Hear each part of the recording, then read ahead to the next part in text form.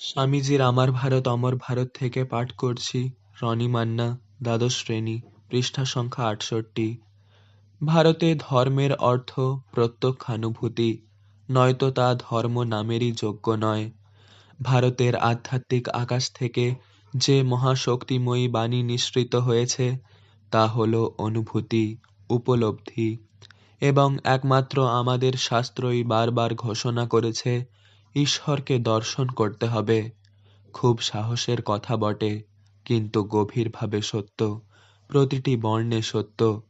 ধর্ম সাক্ষাৎ করতে হবে, কেবল শুনলে হবে না।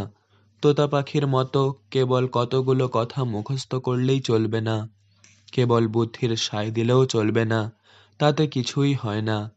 ধর্ম আমাদের অভ্যন্তরে প্রবেশ করা চাই। তাই ঈশ্বরের অস্তিত্বের শ্রেষ্ঠ প্রমাণ এই নয় যে আমাদের যুক্তি বিচার এরকম বলছে।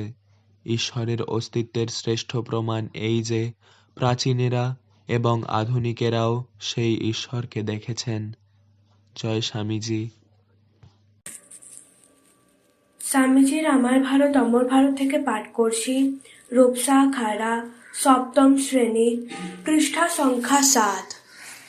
বিদেশে আসবার আগেও আমি ভারতবর্ষকে ভালোবাসতাম, কিন্তু এখন বিদেশ থেকে ফেরবার সময় মনে হচ্ছে ভারতের প্রতিটি ধূলিকণা আমার কাছে পবিত্র।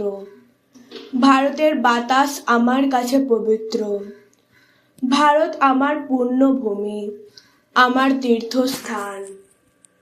জয় স্বামীজি। স্বামীজির আমার ভারত অমর ভারত থেকে পাঠ করছি।